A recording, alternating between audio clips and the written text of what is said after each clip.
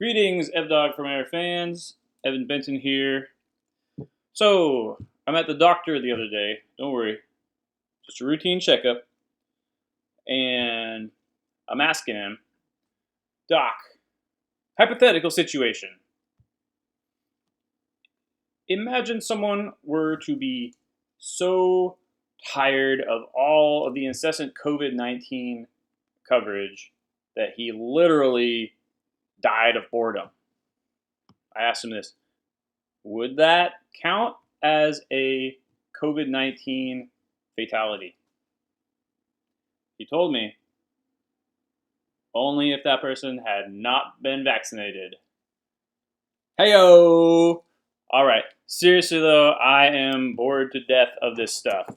That's why part of why I haven't really been making videos recently.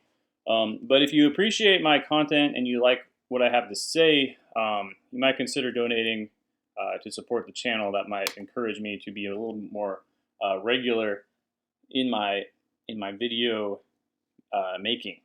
So, what I think is going to happen basically is 5 years from now, we're all either going to be on concentration camps, or we're going to realize that it's all fake, right?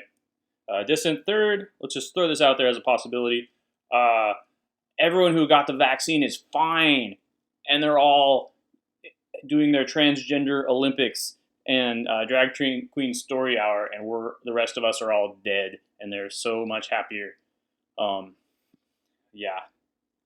But one thing I just want to point out is that the Kennedy assassination. Okay, when you look at that, there's surveys that are done of the American people and what they think of that, and the vast majority of people believe that the Kennedy assassination was a conspiracy. Okay, so no one believes, or a minority of people subscribe to the lone gunman theory regarding the Kennedy assassination. Okay, and COVID is like this, and so what's interesting about the Kennedy assassination is we've got so many people looking at this thing for almost 60 years now, and everywhere they look at receipts, they look at coffee shops, wherever, they find just goofy stuff that doesn't add up. And this video today is one such example of just goofy stuff that I found in the course of my daily reading about this garbage. So I was looking at mass animal deaths, as one does, and I came across this little snippet of information. From November 10th of last year, Denmark mink cull. Government admits culling had no legal basis. Ruh-roh. So we all remember the terrible mink cull. Denmark killed all of its mink. Every single mink farm was shut down last year, and there was no legal basis for doing so. So the Minister of Agriculture, or whoever it was in there in Denmark, resigned because of this. Big scandal. I have a question. I don't think there's ever been a mink cull of this magnitude in the world. I think 2020 was our first mink cull. I wasn't able to look that up, so if anyone can answer that for me in the comments, that'd be great. But so after this, what happened is they passed a law this year banning mink farming until 2023. So that's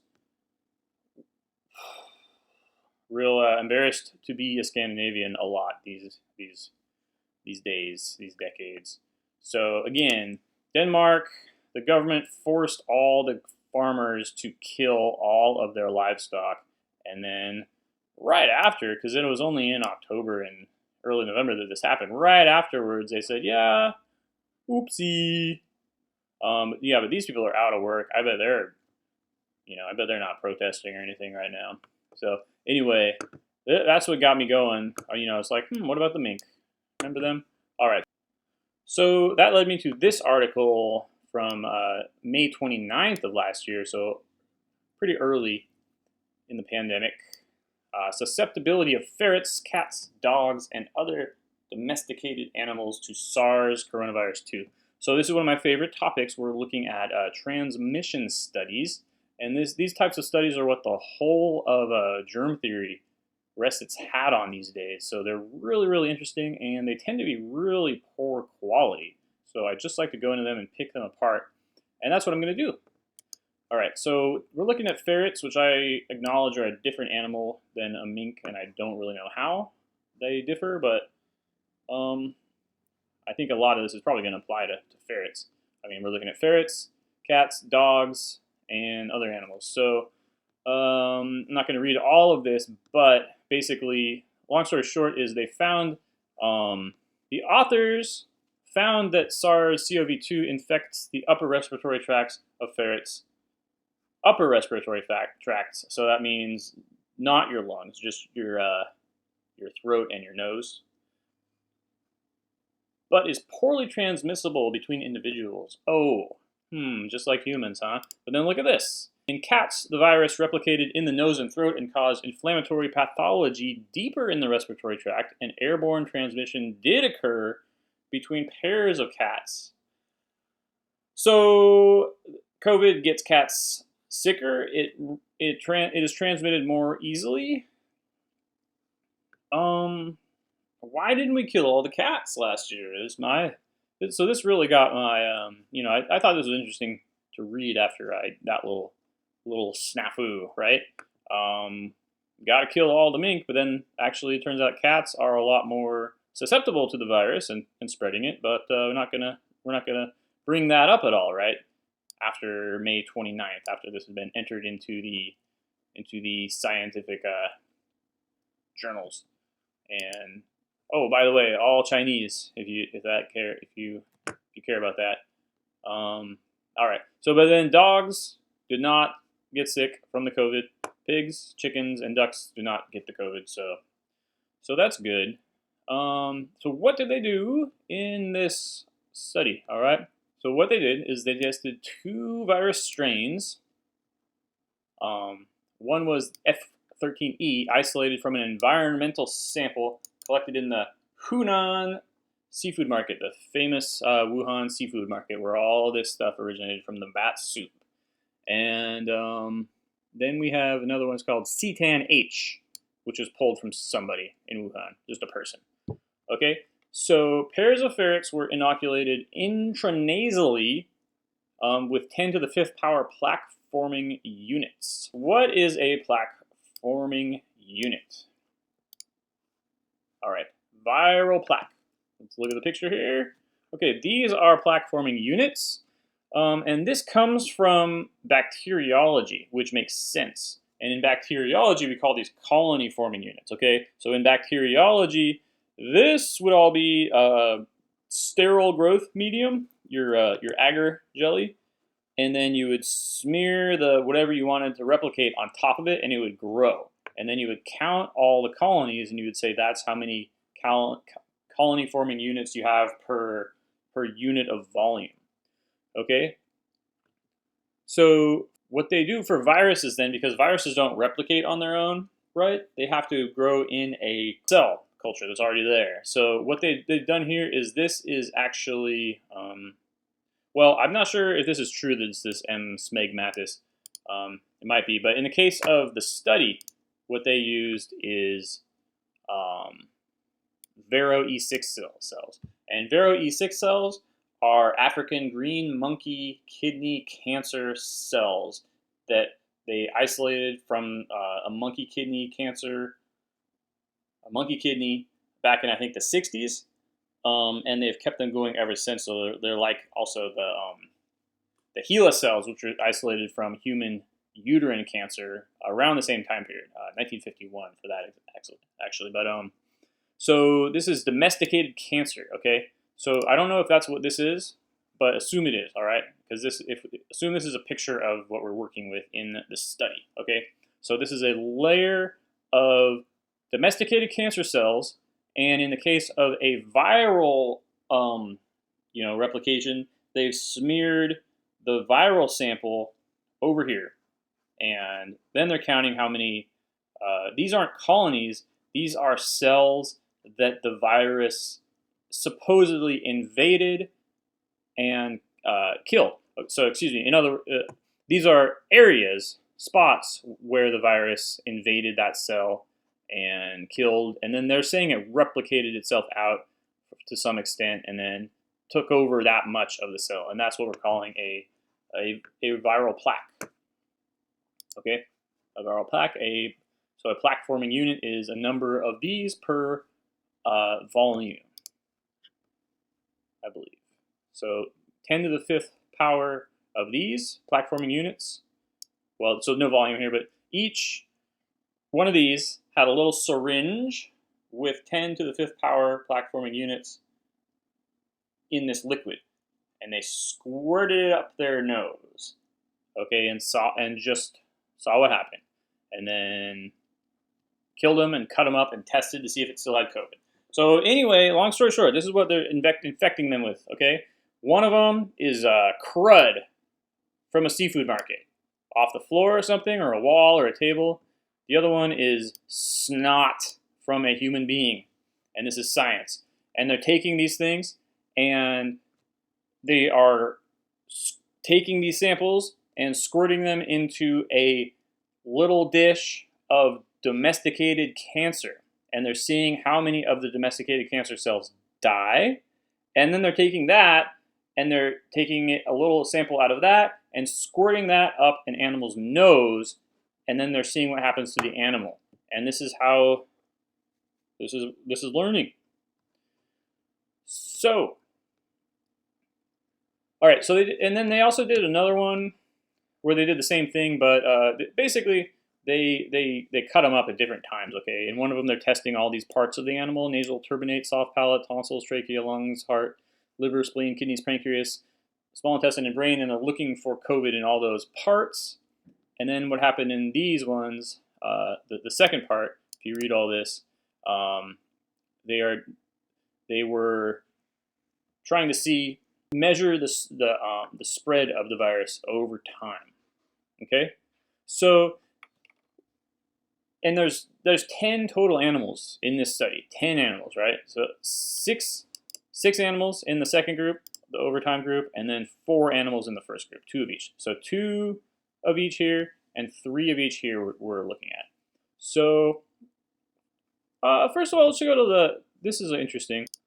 All right, so a big question, if you care about other people, suppose this virus exists. That's interesting.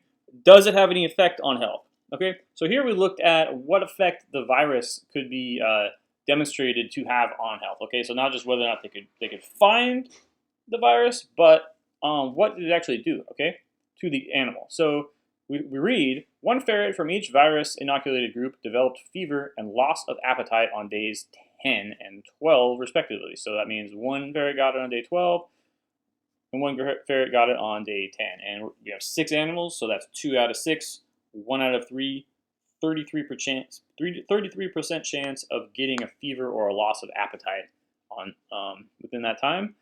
And so as soon as they showed symptoms, they euthanized them. They euthanized them both on day 13 and collected their organs for viral RNA detection. And yes, this is all PCR, so I've talked about that before, but that's got its own problems. Okay, the viral RNA was not detected in any other tissues of organs of either ferret except for a low copy number in the turbinate of the ferret inoculated with the spit or the snot. Okay, the turbinate bone is a bone in your nose.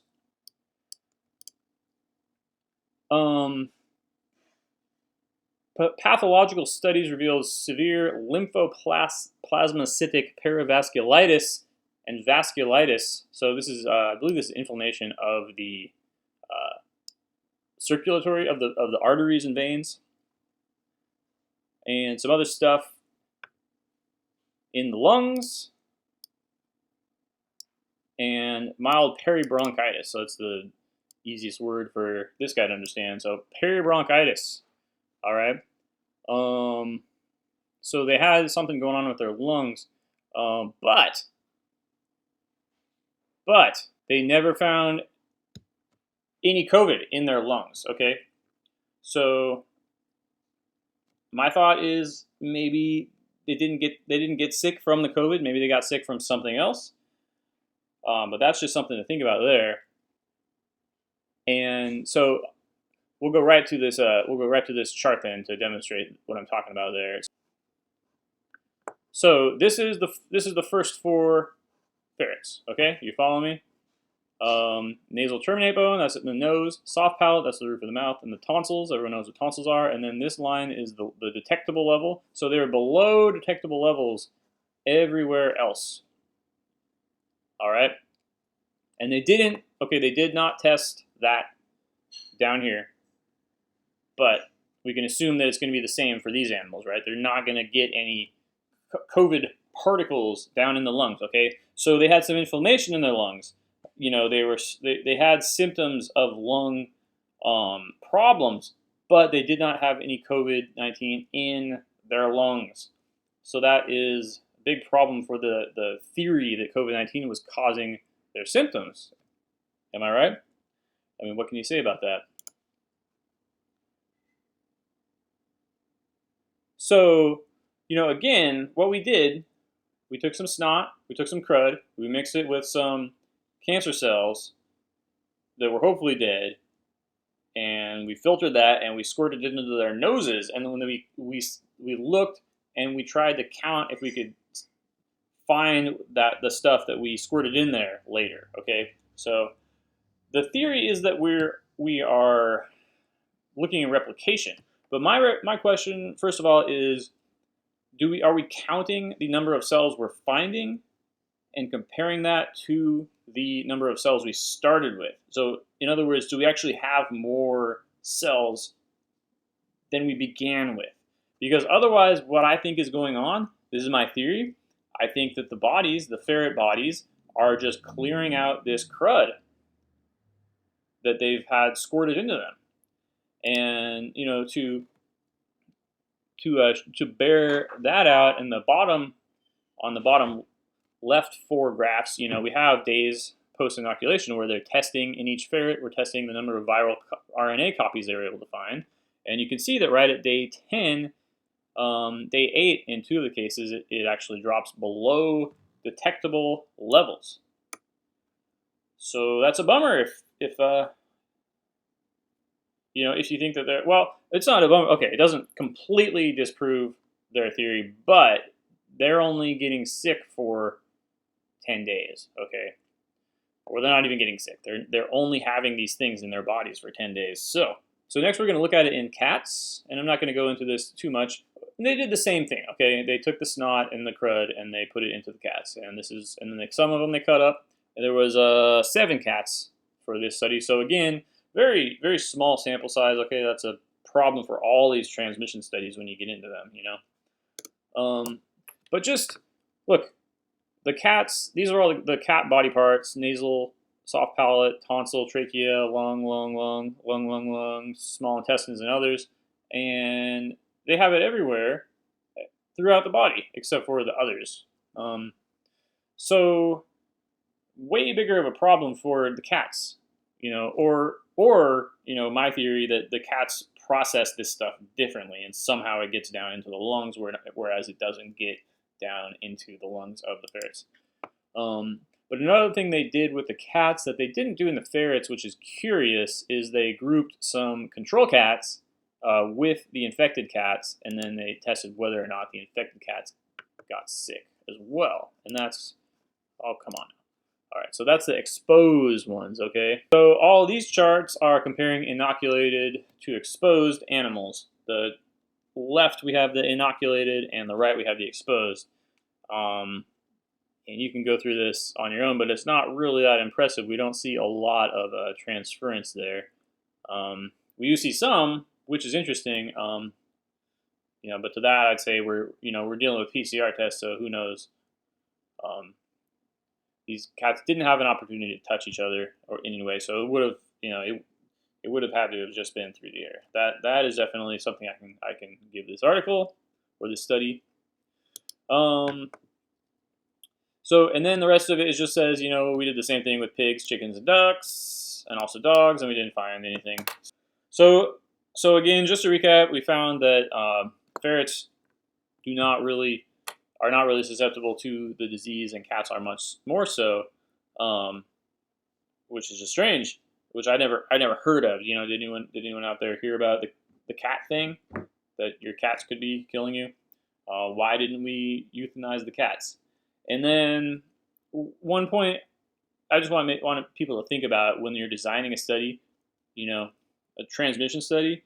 Just think about how easy it would be to put a mask on a ferret. Sounds silly. It sounds like you'd have to go, oh well, you got to really take into account the shape of the ferret's nose. But do our masks take into account the shape of our faces? No. You know, I mean, air is coming out the side, it's coming out the top. It's totally ridiculous. So yeah, you could easily just like put a piece of fabric over at that animal's mouth, you know, and see, you know, if it had an effect. That'd be really easy to test, and that's not going on. And the fact that it's not going on, just think about it. Just think about it. That's all this is. Just a silly, goofy little factoid here from Dogg from Air. So if you like this, share and comment below if you have any questions. If you can refute any of this, I'd love to hear it. And if you can answer my questions that I've forgotten now, please do. Support the channel if you're able to, and subscribe. Thank you very much. This has been Evan Benton. Have a pleasant evening.